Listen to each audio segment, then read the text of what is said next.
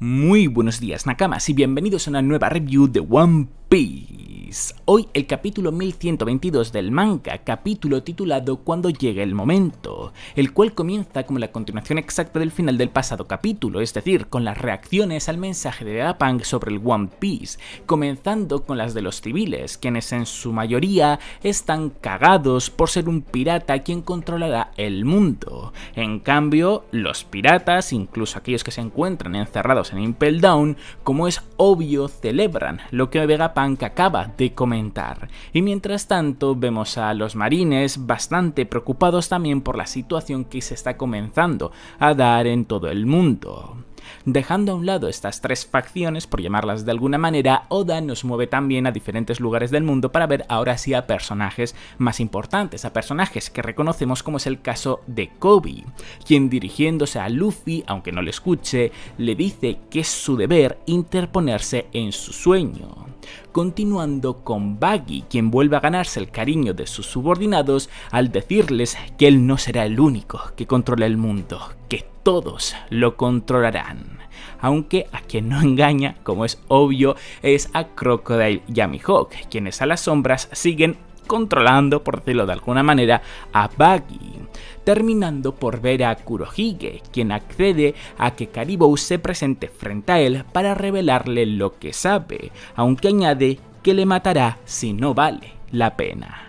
En el pasado capítulo, en la pasada review mejor dicho, ya estuvimos hablando bastante acerca de la posibilidad de que esta recta final de One Piece básicamente se convirtiese en un todos contra todos por obtener el tesoro y por ende por controlar el mundo. Y sinceramente, tras este capítulo, tras el comentario que ha hecho Koby en este capítulo, me hace creer aún más que así será. Al fin y al cabo le ha dicho a Luffy que se va a interponer en su sueño, es decir, se debería de enfrentar a Luffy antes de que éste encontrase el One Piece. Por lo tanto, me emociona bastante por pensar en lo que se nos puede venir encima, pero a su vez me hace tener como muchas dudas y mucha curiosidad por ver cómo Oda lo desarrollará, porque ¿qué va a hacer con Luffy? ¿Va a hacer que primero se enfrente a Koby, luego se enfrente a Kurohige, luego se enfrente, no sé, a Shanks, luego se enfrente a Im?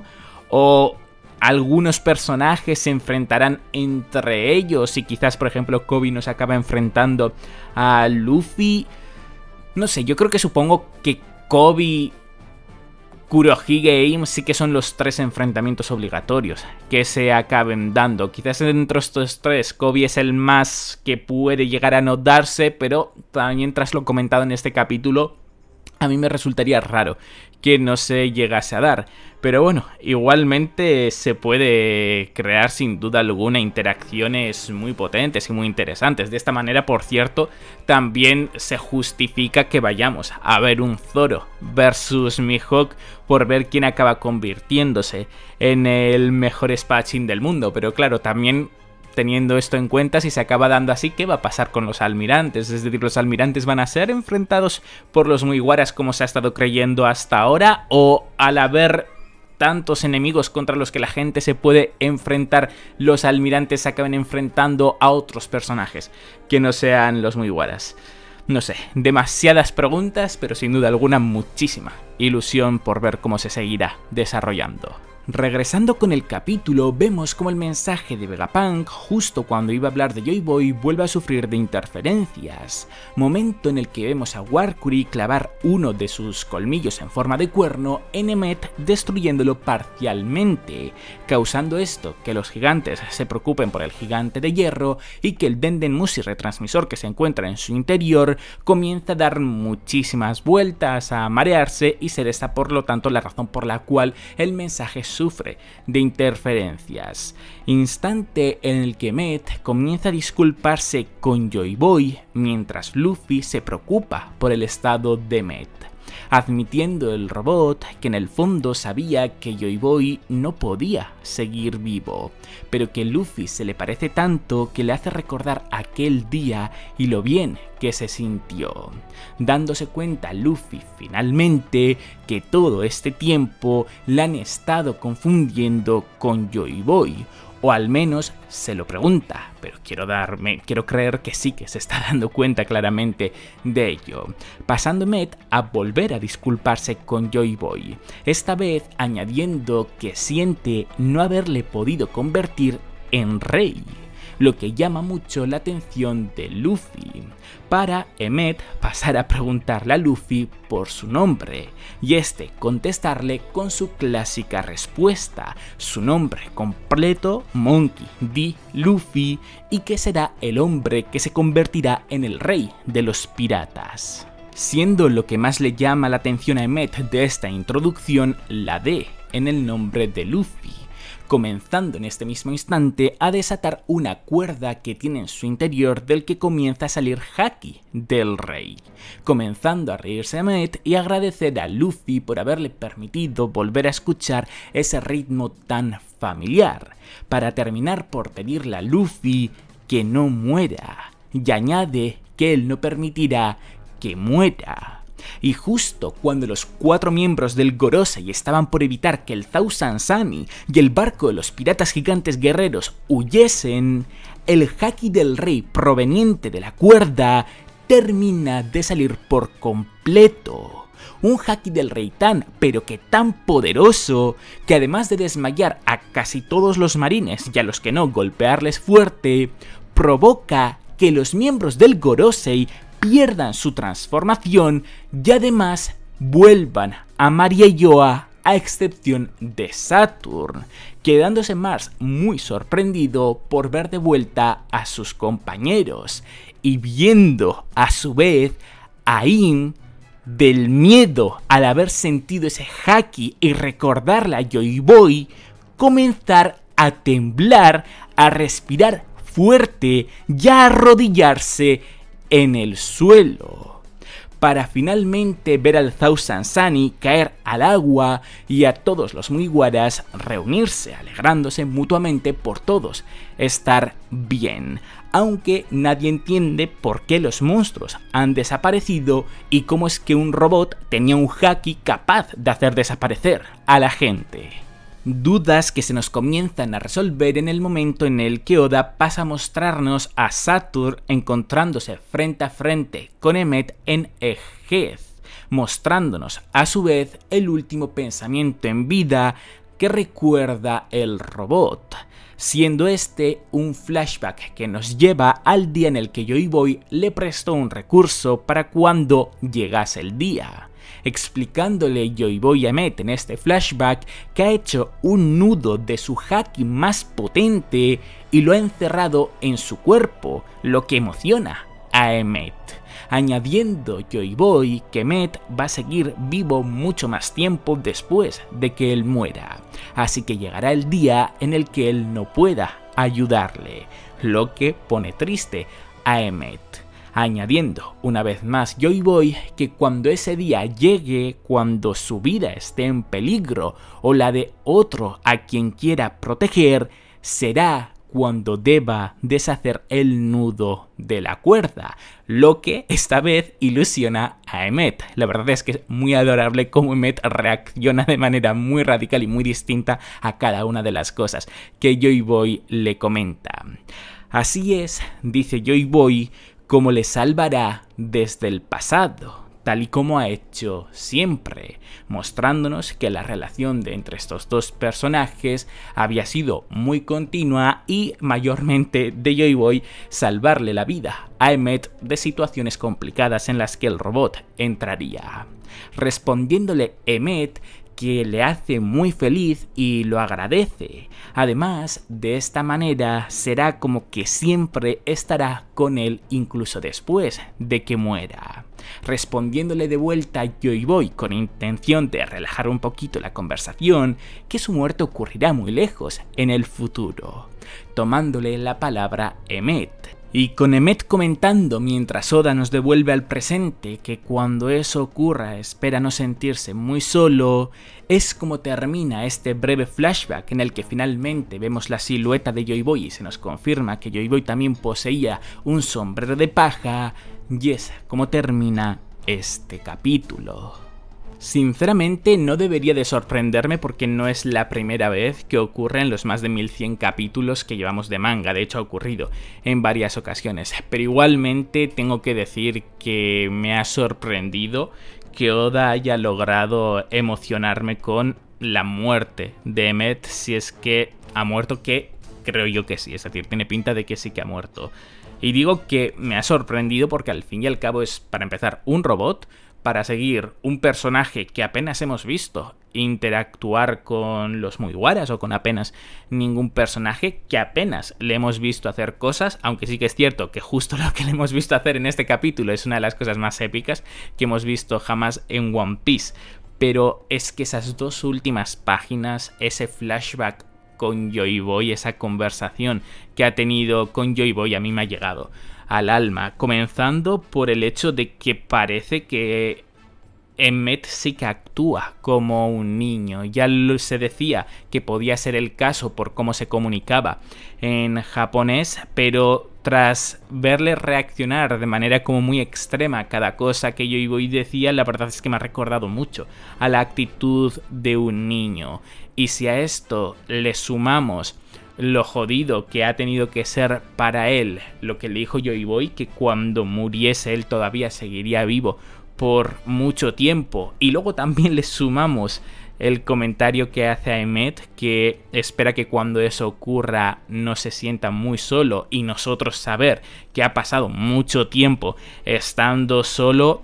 como digo, me ha llegado mucho al corazón. Me ha parecido muy bonito y una manera muy digna de darle fin a este personaje en el caso de que haya muerto, que vuelvo a repetir que yo creo que sí que es el caso. La verdad es que es increíble, me jode aún más que Oda mate tan poco a personajes, porque cuando los mata es súper emotivo, es muy doloroso, incluso en personajes que hemos visto tan pocos como Emmet. Pero bueno, eso es lo que Oda tiene, supongo que no puede ser perfecto. Y hablando de Emmet y Joy Boy, de entre estos dos sale una de las mayores preguntas que podemos sacar de este capítulo. ¿De qué no pudo hacer Rey Emmet a Joy Boy? Porque Rey de los Piratas, teniendo en cuenta que Joy Boy fue el primer pirata y además el One Piece fue creado por él de cierta manera, entiendo que no fue el caso, a no ser que para convertirse en Rey de los Piratas en ese entonces tendría que llegarse a dar otro tipo de conclusión. Por lo tanto, si no es Rey de los Piratas,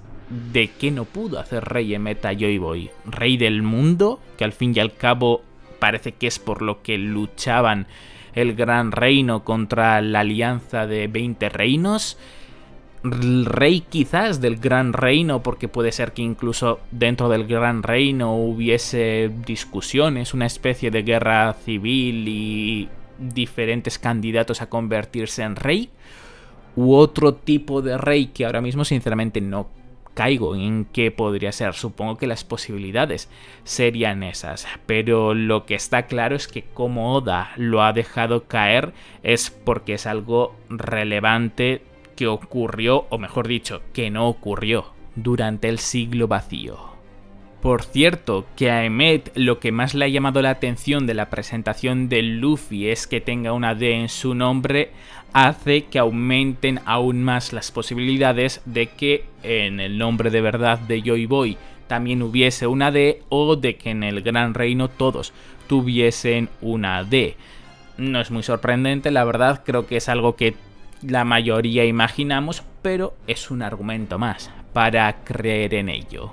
Y por último toca hablar del tan poderoso Haki del Rey que ha conseguido sacar Emmet, aunque luego hemos averiguado que provenía de Joy Boy, es decir, que ese Haki del Rey no es de Emmet, sino que de Joy Boy, uno de los ejemplos de Haki del Rey más fuertes que hemos visto jamás. Al fin y al cabo, ha causado que los miembros del Gorosei pierdan su transformación y además se desactive la habilidad que Saturn usó para invocar a los miembros del Gorosei en Egghead. Aunque aquí, en respecto a esto, a mí me entra una pequeña duda, y es ¿por qué si los miembros del Gorosei que Saturn invocó han sido devueltos a Marieyoa, que es desde el lugar en el que Saturn los invocó, ¿por qué Saturn no ha vuelto al barco de la marina y estaba en Egghead frente a Emmet cuando Saturn entró a Egghead a través también de una invocación? Es decir, Saturn no debería de haberse vuelto también al barco si el Haki anula este tipo de poderes. Quizás es una pequeña incongruencia porque Oda ha hecho por mera comodidad, por hacer ese panel de Saturn con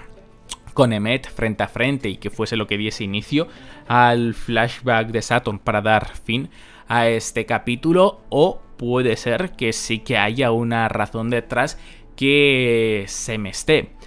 escapando. Pero de aquí también algo interesante que se me ha venido a la cabeza y que quiero comentar es que nos estamos centrando mucho en que el Haki es como lo contrario a las frutas, o lo que sirve para anular las frutas, que lo es, quiero decir, sirve para eso, pero puede que su origen sea más profundo o más complejo de lo que parece. Es decir, puede ser que el Haki sea la energía natural que va en contra de los demonios, porque recordemos que del Gorosei, los miembros del Gorosei no sabemos si son usuarios de Akuma no Mi o si son demonios de verdad.